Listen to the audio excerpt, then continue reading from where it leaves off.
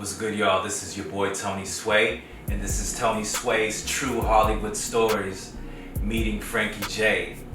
Yo, so this is the second episode of my brand new series, Tony Sway's True Hollywood Stories, and I'm taking you guys on these adventures with me on my trips down to LA, Hollywood, in the industry, working with major artists, platinum selling artists, mega stars, pop stars. And this has just been my journey over the last 10 years plus, working with some of the biggest people in the industries and some of the stories and lessons that I've learned from working with these people. So we're gonna get right into it.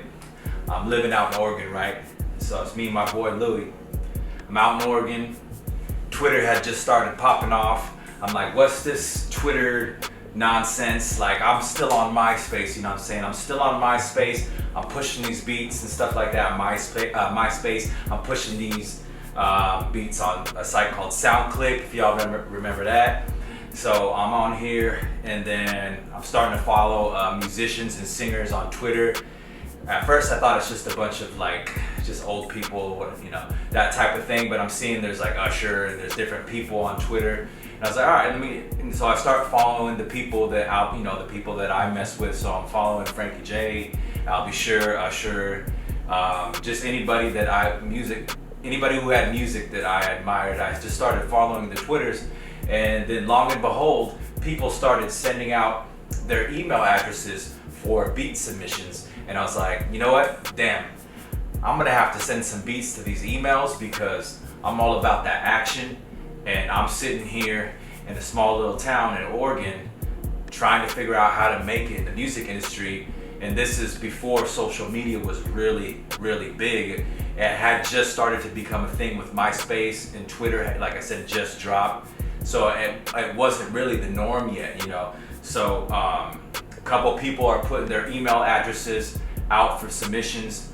And this is how I get a hold of my first major clients in the music industry. So Frankie J puts out his email, Soul Sick Productions, something like that. And I'm like, you know what? I think I have records that could match his songs. I had been a big fan for the last couple years at that moment in that MySpace era. I was listening to More Than Words, Obsession, Don't Want to Try, and of course Suga, and all the album cuts and stuff. So I was like, you know what? Let me send some records. I might have something that matches that flavor, kind of R&B pop, little hip hop in there. So I sent probably like 5 joints.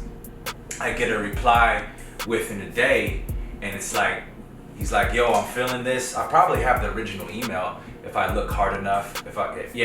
So he's like, yo, I'm feeling these joints. I think you have something going, man. Let me hop on a call with you in the next couple days. So next thing you know, I'll shoot him my number, then bring. It's like a San Diego or it's a California area code, and I'm like, so I answer the phone, and it's Frankie J, and I'm like, man, this is real. I'm not, this is crazy. I'm not getting catfished or nothing like that. This is really, the superstar Frankie J. You know what I mean? All over MTV at the time, and doing all these major shows and stuff like that. So I was just like, man, this is crazy. Like that, he's hearing something in my beats and the beats that I'm doing with my homies and whatever we was working on in those days.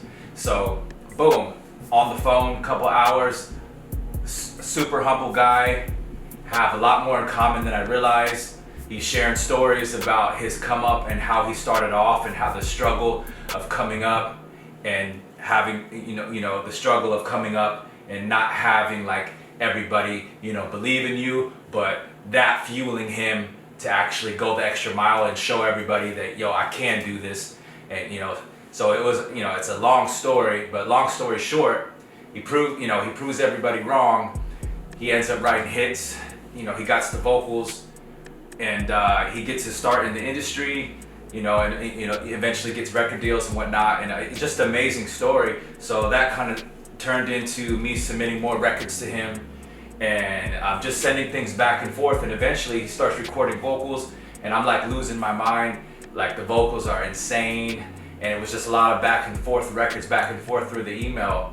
And some of these records obviously did make it. They're out, available on Spotify. Some of these records are Finish What We Started, How Could We Fall in Love, There's, so you can go look that up right now on Spotify, Frankie J.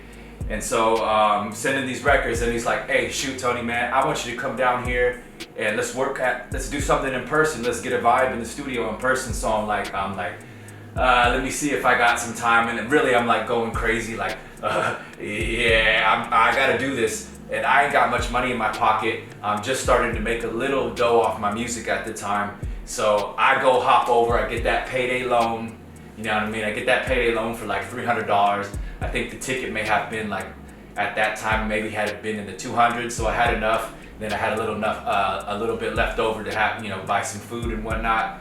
So I tell my boy Lou about it, and he's like, yeah, I want to come with you too. I'll get the days off, because this is like a once in a lifetime event. So we copped a ticket, we head down to San Diego, or we head down to Lax, and then Lou rents a car from Lax, and we shoot down to San Diego, and to meet Frankie J, right? And so it's kind of a long ride there.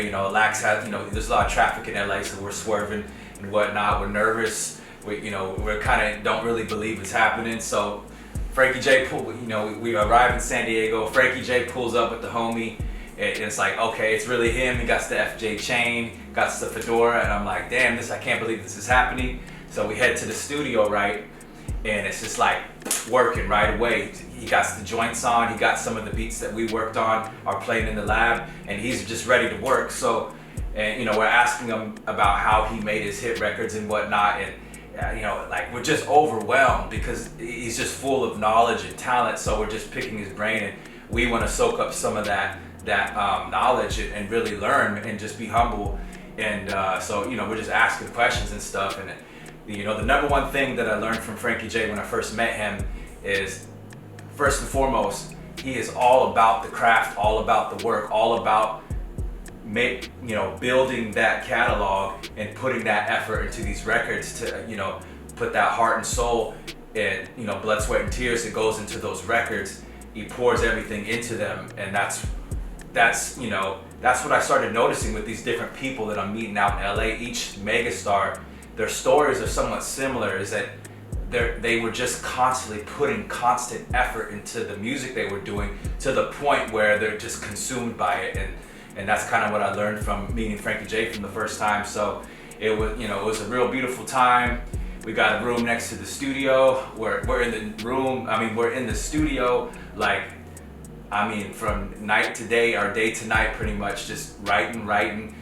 Frankie got he has crazy amounts of keyboards. I can't even count them all. Synthesizers everywhere, music equipment everywhere. So I'm like in a Disneyland for musicians. It's pandemonium. And over the next couple days, he surprises us with the opportunity to hang out on stage with him. So we head from the studio straight to one of his shows, and so we're kicking it on stage. He's performing new records and whatnot, and me and my boy are on stage, kind of just there, looking like security or something. And if I have some of that footage, I'll see if I can throw it on the video. But yeah, and so we're just there. It's just an amazing experience. Finishes the show, it's pandemonium. People are loving it, and man, he can perform live for real. He's a real vocalist, so go see him when he's in your town. He's gonna sound better than the actual recording. So, and that's rare. Only people like Mariah Carey, Boyz II Men, or there's only certain artists that can pull that off. So the show's finished, it's pandemonium. People are trying to pass out CDs to us, and it's just wild, right? Security is walking us through. Girls is grabbing on my arms, and I'm starting to kind of sweat and stuff because I had never experienced nothing like that. And stares of the boyfriends looking angry, and so now I have anxieties, but I'm excited at the same time. So it's just pandemonium. And then we head to the VIP, and we're just kind of kicking it. And it was just a real beautiful thing. Frankie's introducing us to different people and saying, hey, these guys are musicians and stuff. So it was just an amazing time. And yeah, so that's my story, meeting Frankie J for the first time. Amazing dude, one of my best friends in the industry. Please support his work, stream his music on Spotify, and the man is an absolute legend.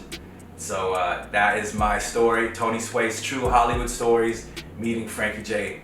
So holla at your boy. That's episode 2. More on the way. God bless y'all. Make sure to like, share, and subscribe. I'm out.